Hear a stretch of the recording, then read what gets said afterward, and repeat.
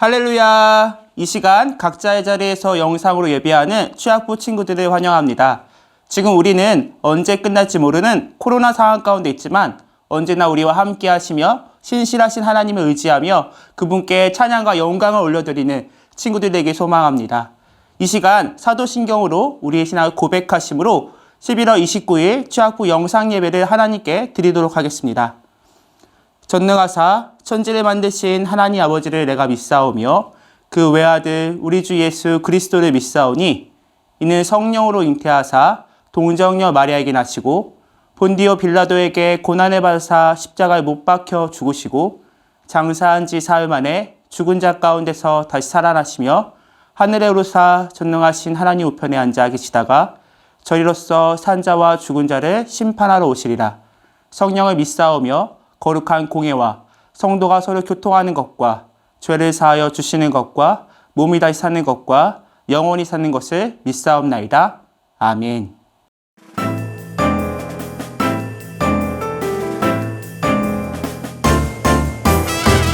신하라 깨어라 너희 대적 마귀가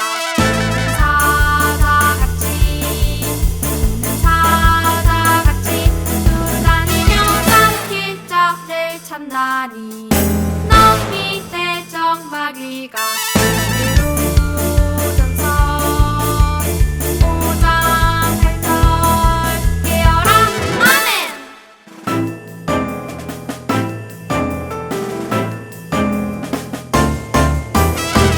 신하라 깨어라 너희 대적 마귀가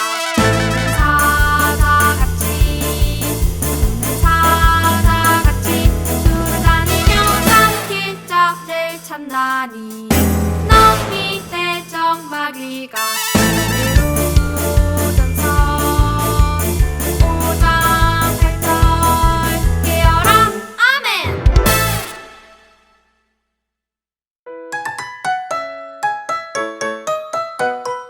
이 모든 것 위에 사랑을 더하라.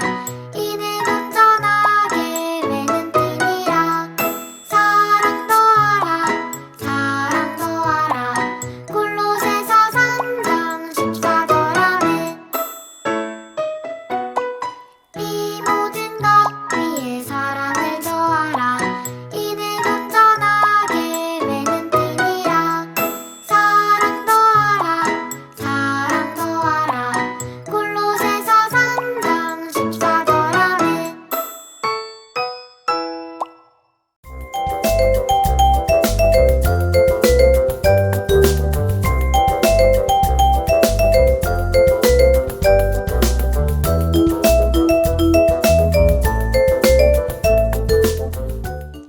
오늘 함께 나눌 말씀은 골로새서 3장 12절에서 14절 말씀입니다. 이 시간 같이 한 목소리로 읽어볼게요. 시작!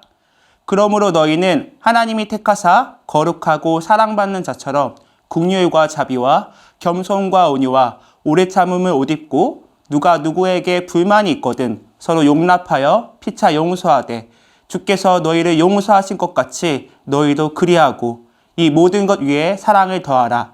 이는 온전하게 매는 띠니라. 아멘. 오늘 이 시간 사랑으로 하나 되는 교회라는 제목으로 함께 말씀을 나누기 원해요.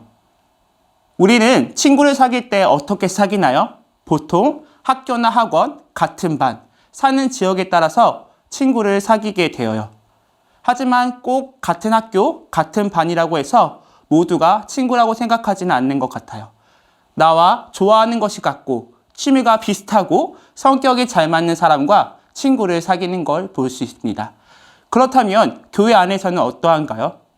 성경에서는 분명 우리를 예수님 안에서 우리 모두는 한 가족이라고 말하고 있는데 우리는 교회 안에서 모두를 친구로 여기고 있나요? 친구를 사귀는 방식에서 여러분은 예수님을 믿지 않는 친구들과 얼마나 다르다고 생각하나요? 바울은 오늘 골로새 교회에 서로 용서하고 사랑하라고 편지를 보냅니다. 어떤 상황인지 말씀을 통해 함께 살펴보기 원합니다. 오늘 바울이 보낸 편지는 조금 특별했어요. 왜냐하면 바로 감옥에서 보낸 편지였기 때문이에요. 바울이 갇혔던 감옥이 어느 감옥인지에 대해서는 학자들마다 의견이 조금 달랐어요. 붙잡힌 지역에 따라서 우리가 생각하는 감옥일 수도 있고 혹은 집 밖으로 나오지 못하고 병사들이 감시하는 가택연금일 수도 있어요. 하지만 분명한 것은 이전처럼 자유로울 수 없고 복음을 전하다가 갇혔기 때문에 그 마음이 절대 편하지는 않을 것이라는 거예요. 이러한 상황에서도 바울은 골로새 교회를 생각하는 마음에서 쓴 편지가 오늘 본문인 골로새서예요. 이 골로새서 교회는 바울이 세운 교회는 아니었어요. 골로새서 교회는 바울이 동역자인 에바브라가 세운 교회였어요.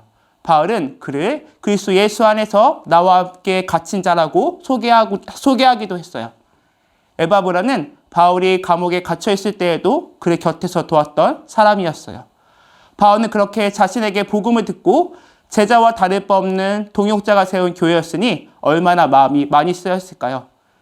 골로새 교회는 복음을 들은 지 얼마 안 돼서 교묘한 말로 속임을 당하고 미신과 이방 종교들로 혼합된 이단의 철학에 영향을 받았어요. 골로새서 2장 4절과 8절 말씀 같이 한번 읽어볼게요. 시작!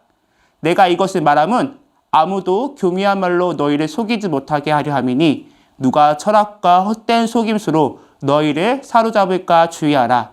이것은 사람의 전통과 세상의 초등학문을 따름이요 그리스도를 따름이 아니니라. 아멘. 골로새 교회는 헬라의 이방 종교의 영향도 있었고요. 또한 유대교의 영향으로 그리스도인이 되어 세례를 받았음에도 구약의 할례를 받으려 하거나 율법을 지키려 하는 등 혼란을 겪고 있었어요.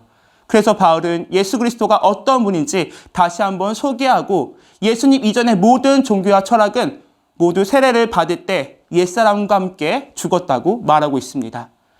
그리스도와 함께 죽었다가 다시 살아났다면 이제 이전의 것은 아무 소용이 없다는 거예요.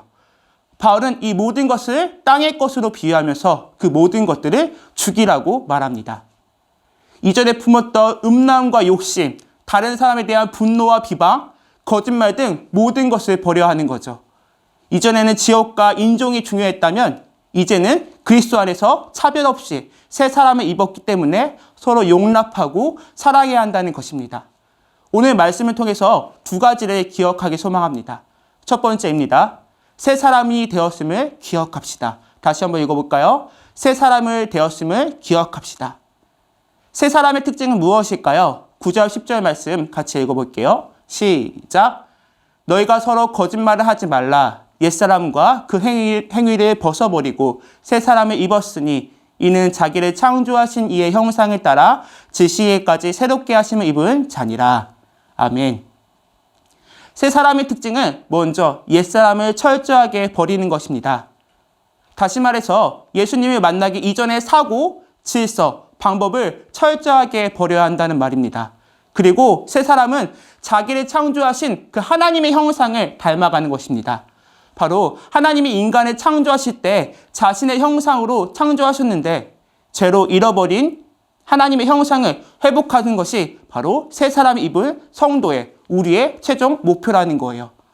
우리 모두 옛사람의 행위를 버리고 새 사람으로 하나님의 형상을 회복하는 우리 친구들 되길 소망합니다.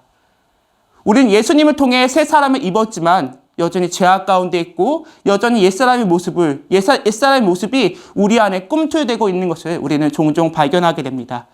우리는 천국까지 그날까지 그 누구도 이 땅에서 완벽한 인생을 살아갈 수 없는 것을 보게 됩니다. 그럼 우리는 평생 위의 것을 찾는 삶을 살아야 한다는 거예요. 어거스틴은 이런 말을 했다고 합니다. 어둠이 따로 존재하는 것이 아니다. 빛이 없는 것이 어둠이다.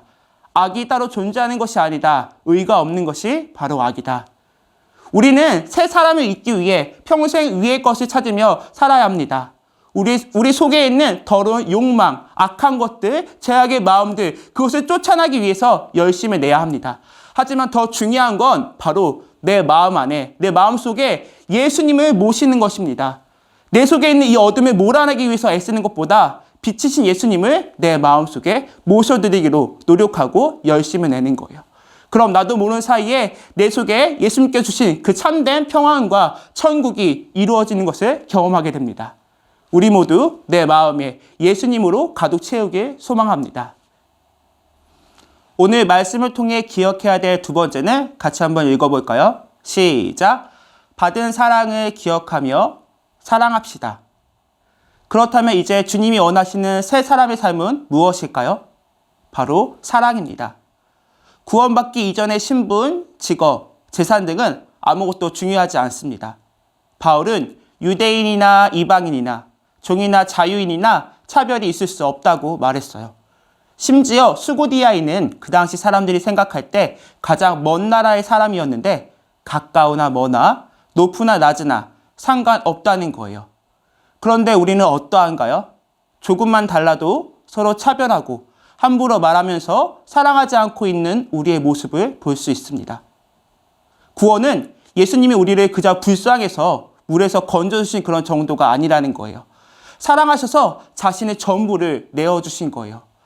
남는 힘으로 우리를 도와주신 것이 아니라 전부를 내어주신 사랑이라는 거예요. 그래서 바울은 거룩하고 사랑받는 자처럼 용납하고 사랑하라고 말합니다. 본래 우리는 더럽고 추악했으며 하나님께 결탄코 사랑을 받을 수 없는 자들이었는데 하나님의 독생자 아들 예수님께서 자신의 생명을 바쳐 우리의 생명이 되어주신 거예요. 벌거벗은 죄인에게 주님의 사랑으로 옷 입혀주셔서 사랑받는 자, 존귀한 자로 여겨주신 거예요.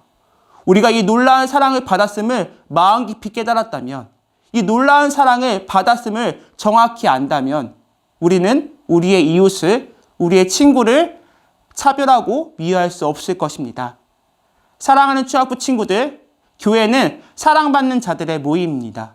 이미 사랑받는 자들이 서로 사랑하라고 말씀하시는 주님의 마음을 잊었다면 이건 다시 옛사람으로 돌아간 것과 같아요. 우리가 사는 세상은 나 자신만을 사랑하라고 말을 하고 있어요. 내 옆에 있는 친구는 함께하는 사람이 아니라 경쟁자라고 말을 하고 있어요. 하지만 이미 부활의 능력으로 새 사람이 된 교회는 달라야 해요. 예수님처럼 죽어야 살고 패배해야 승리하는 이 놀라운 하나님 나라의 방식을 살아내야 한다는 거예요. 그럼 우리는 어떻게 할 수 있을까요? 예수님께서 그 사랑을 우리에게 보여주셨어요. 우리도 주님께 받은 그 사랑을 여러분의 주변에 흘려보내는 거예요. 도움이 필요한 친구에게, 어려운 이웃에게 먼저 다가가 그 예수님의 놀라운 사랑으로 섬기는 거예요. 나의 작은 섬김의 모습을 통해 예수님의 사랑이 증거될 때 이 땅에 하나님 나라가 이루어질 거예요. 우리 모두 하나님의 놀라운 사랑을 실천하는 우리 친구들 되길 소망합니다. 기도하겠습니다. 사랑과 은혜가 많으신 하나님 너무도 감사합니다. 오늘 사랑에 대해서 함께 살펴보았습니다. 사랑 안에서 하나 되는 교회, 우리가 그 예수님의 놀라운 사랑을 기억하고 새 사람으로서 이 땅 가운데 예수님의 사랑을 흘러보낼 수 있는 우리가 되게 하여 주시옵소서. 예수님께서 나를 위해 그 죽으신 놀라운 십자가의 그 사랑을 마음 깊이 깨닫고 정확히 바로 알아 옛사람으로 살아가는 것이 아니라 새 사람의 모습으로 이 땅 가운데 살아낼 수 있는 취합부 친구 될 수 있도록 함께하여 주시옵소서. 이제는 우리 주 예수 그리스도의 은혜와 하나님의 사랑과 성령의 교통하심이 이 땅 가운데 예수의 사랑을 실천하기 위해 결단하기로 한 취합부 친구들 머리 위에 이제로부터 영원토록 함께 있을지어다. 아멘.